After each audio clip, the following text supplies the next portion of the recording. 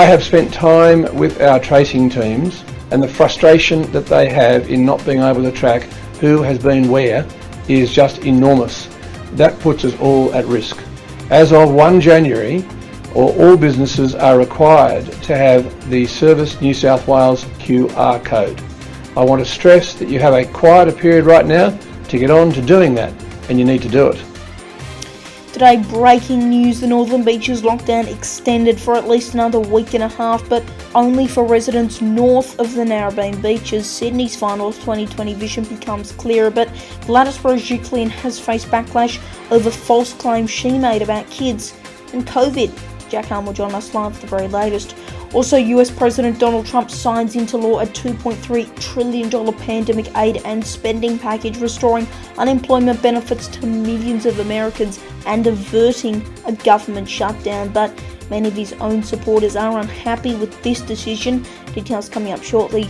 And China's unofficial ban on Australian coal exports appears to have backfired, with dozens of regions now experiencing power blackouts as the country goes through a bitterly cold winter.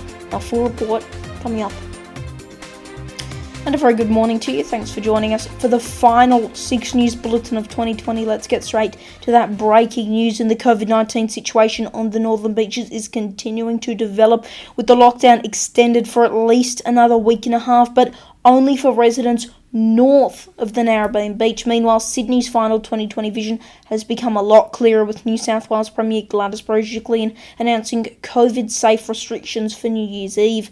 Our Jack Hahn is in Greater Sydney to break down the announcement. Jack, good morning to you. How will Sydney siders be ringing in the new year?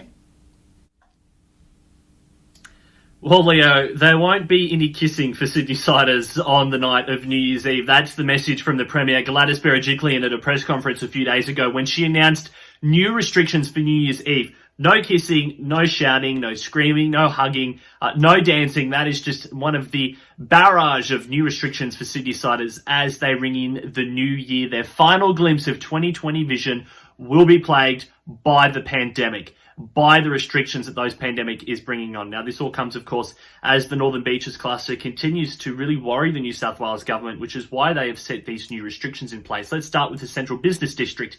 That is, of course, the centre of the celebrations, particularly for those people that line the foreshore of the harbour. They have key viewing positions of the Harbour Bridge, of the Opera House, and really we see thousands, if not hundreds of thousands of people descend on the foreshore to watch the fireworks. That will not be the case this year. We understand that there was also going to be a celebratory area for first responders and essential workers to come into the city to take positions, key positions on the foreshore, and they would get a front row seat to the fireworks as a thank you for their hard work this year. While that has also been cancelled, the Premier says it is too much of a risk to have nurses, firefighters, doctors, teachers, police officers coming in from Greater Sydney, but also regional New South Wales into Sydney and potentially pick up the coronavirus and spread it out to the region. So that has been put on hold for the time being. Other CBD locations have also been put on hold. Members of the public will not be able to access those foreshore areas as they once would. Not allowed anymore for some of those real key areas. The only reason you can go into that now is if you are a registered house party. You actually have to register with New South Wales, or you're a registered hospitality venue. You also need to bring in a pass to show to New South Wales Police that you have permission to be there. Otherwise, police have been given powers to move people away. When we take a bigger look out of the CBD, restrictions are in place for Greater Sydney. Only 10 people allowed at a house. So any house parties can only have 10 people, right down to Wollongong, also the Central Coast. For the regions, restrictions remain the same, 50 people per house. We also understand that the Premier announced some more restrictions for the Northern Beaches area, of course, the hardest hit in this latest outbreak of coronavirus. In the Northern District, in Avalon, which is where the centre of cases have been, only 5 people will be allowed to be at a New Year's Eve celebration. A slight reprieve for that one night. 5 people can come into the house. But we do understand that stay-at-home orders for the North District of the Northern Beaches will be extended to January 9th. So that is definitely not a very happy new year for those residents. And then for those that live south of the Narrabeen Bridge, in that south area, Manly and so on, they will be allowed to have 10 people inside for New Year's Eve, and we understand their stay-at-home restrictions will continue on into the new year, the 2nd of January. So definitely a very different celebration is what we are expecting. The final glimpse of 2020 vision for Sydney-siders will be plagued by 2020 vision itself, the pandemic, and the restrictions that come along with it. But the biggest takeaway, Leo, no kissing. Back to you. Alright, Jack, thank you. Meanwhile, Gladys Berejiklian has faced backlash over comments she made at a recent press conference where she said that children under 12 have proven not to be carriers or transmitters of the disease. Take a look at this vision, courtesy of the ABC. I mean, our genomics team have been outstanding in finding some of the links, and that has given us some degree of comfort. But please note that what we're putting forward are very modest changes. Children under 12 have proven not to be carriers or transmitters of the disease, which is the only difference we're making to Greater Sydney, is that you can add children under 12 onto the 10, but that reverts back to normal on the 27th. Now, the WHO says that children and adolescents are just as likely to be infected as any other age group and can spread the disease. They have also advised people of all ages to take steps to protect themselves from the virus. A New South Wales health spokesperson did later clarify those comments from the New South Wales Premier, saying children under 12 are not included in visitor numbers as they are generally less likely to transmit the virus that causes COVID-19 both to children and to adults outside their own household. And we do understand that Gladys Berejiklian will be speaking in just under an hour, providing a daily update on case numbers throughout the state. We will bring that to you right here on 6 News. US President Donald Trump has signed into law a US $2.3 trillion pandemic aid and spending package, restoring unemployment benefits to millions of Americans and averting a government shutdown. It comes as America suffers its deadliest month since the pandemic began, with warnings of worse to come following the Christmas holidays. Senior reporter Darby Travers has more. After weeks of debate from both the Republicans and Democrats, US President Donald Trump has signed into law a $2.3 trillion aid and spending package, which will restore unemployment benefits to millions of Americans. The package includes $900 billion in COVID-19 relief and $1.4 trillion to fund government agencies, which had already been passed by both the House and the Senate. In a statement released just days ago, Trump spoke of his frustrations with the package for including only $600 checks to most Americans instead of the $200,000 that fellow Republicans rejected.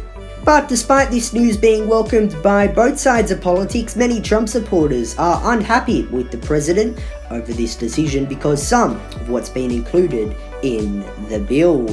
There are also fears that COVID-19 cases could rise with the festive season and family gatherings, with December being named the deadliest month since the pandemic began. Darby Travers reporting there on staying. The US investigators have confirmed that the human remains found at the scene of the Nashville explosion match the DNA of suspect Anthony Quinn Warner. The bombing, which damaged an AT&T building, has continued to wreak havoc on mobile phone service and police and hospital communications in several southern states as the company continues to work to restore service. US correspondent Jackson Gosnell has more. Leo, we're still working to bring you the very latest as it relates to a bombing that occurred in Nashville. Early Christmas morning, an explosion was heard throughout the city. Officers ran to evacuate people from their home just minutes after an RV went up and down the street playing a sound that said to evacuate if you could hear this message.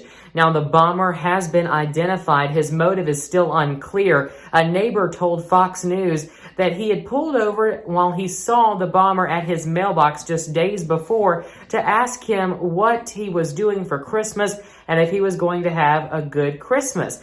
The bomber responded, "Yes, Nashville and the world will remember me forever." Again, the bomber is dead at this time, died in that explosion, but the motive is still unclear. And just a few days later, another truck traveling down a highway was playing the same similar sounds to what the RV was playing during the explosion or just moments prior to it, so the street did close down.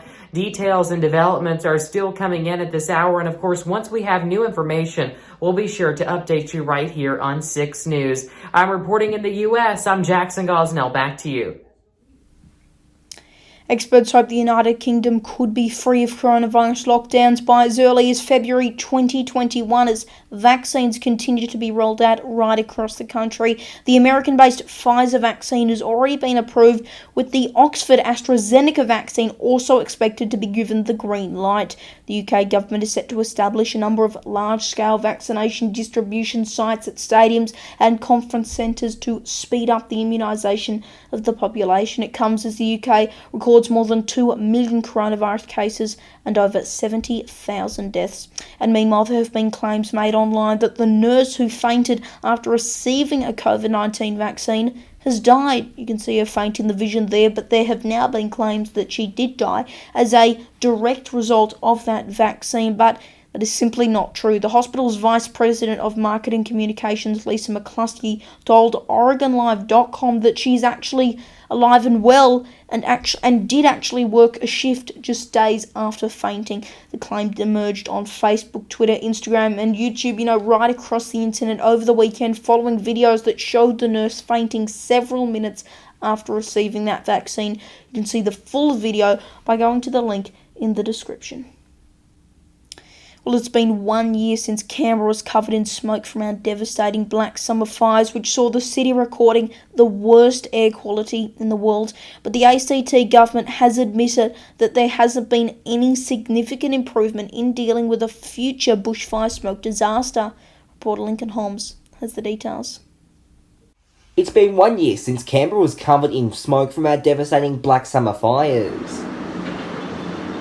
But despite saying that the city is better placed to deal with the bushfire smoke disaster, ACT Health Minister Rachel Stephen-Smith has admitted that there hasn't been any significant improvement. We are better placed, but we haven't significantly improved our placements. Canberra was kept indoors by 35 days of hazardous air quality last summer, and its system struggled to cope. Those conditions that we all experienced were unprecedented. 166 ACT residents were admitted to emergency departments with smoke-related illnesses, whilst babies took their first breaths in smoky delivery rooms. You could taste the smoke coming through the air conditioning units, a bit of a haze looking across the ward. Researchers concluded that 31 people likely died from the effects of the bushfire smoke just in the ACT region.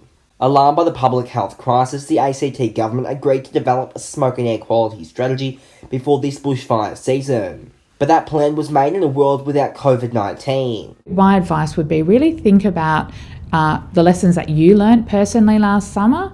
Keep an eye on the information that is available. It wasn't just Canberra that was affected by the bushfire smoke, but also other states and other areas in Australia. Sydney was also covered in bushfire smoke at the same time. Lincoln Holmes, 6 News. Neighbours of Porsche driver Richard Pusey say he was raving on his rooftop before specialist police forced their way inside his home after a disturbance overnight. The apartment was known to locals due to frequent loud music playing at all hours, which forced one neighbour to purchase noise-cancelling headphones for a family member because of the loud music blaring as they were trying to sleep.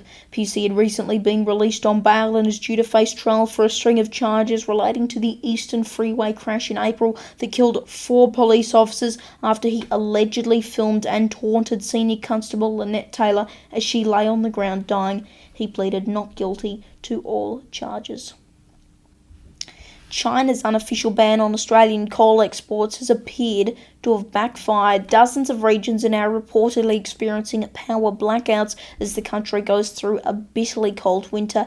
Experts say it exposes China's dependency on Australia, and as Connor Alforque reports, the outages may even prompt Beijing to reconsider its attacking strategy.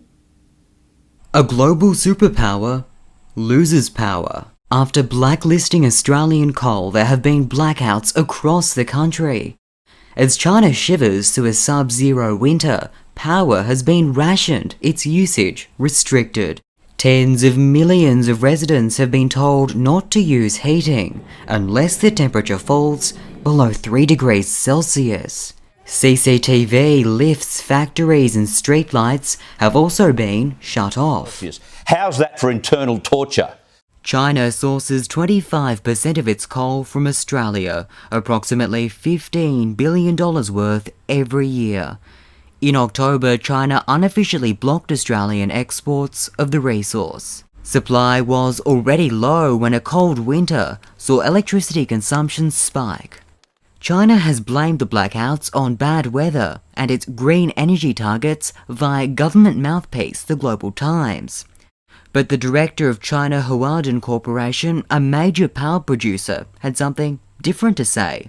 Many local power plants depend on Australian coal due to its higher efficiency, and now they are having trouble finding an alternative. After shooting itself in the foot, experts warn China may want to reconsider its trade war strategy. As it's gone on and on for so many months, China's had to work down the list of things we export to them, and they've almost run out of targets now.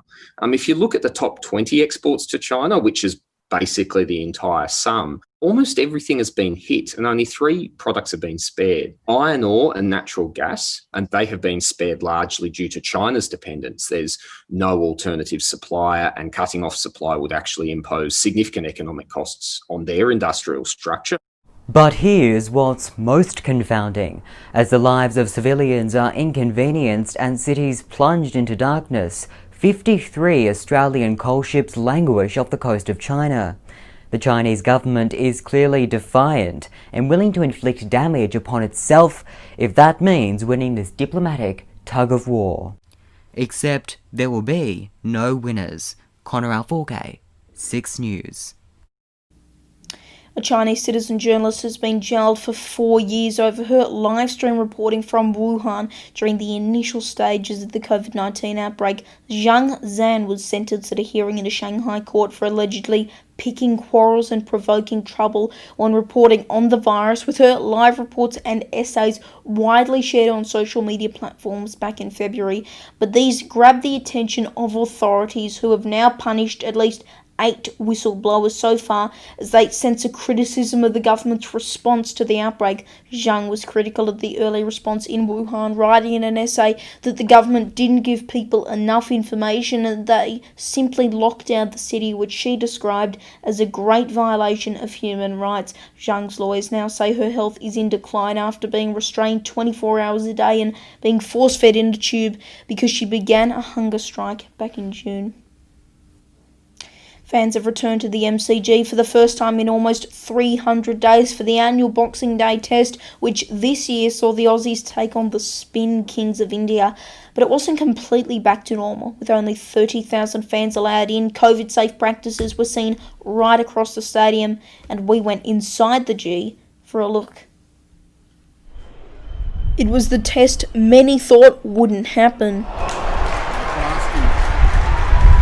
Fans back at the MCG after 293 days for the annual Boxing Day test, which this year saw the Aussies take on the Spin Kings of India.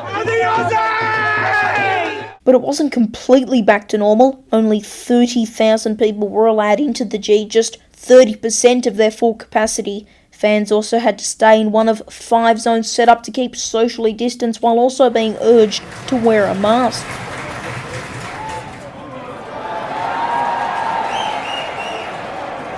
It's been a long journey for the Victorian government. The last sporting event played at the MCG was the Women's T20 World Cup final back in March, also played between Australia and India. But the pandemic meant that the AFL season had to be put on hold, and just before spectators returned, Victoria went into a second lockdown. Let's hope it's the start of something special, but we all know we're on tender hooks at times. But despite the significantly reduced crowd numbers, the enthusiasm from fans was there.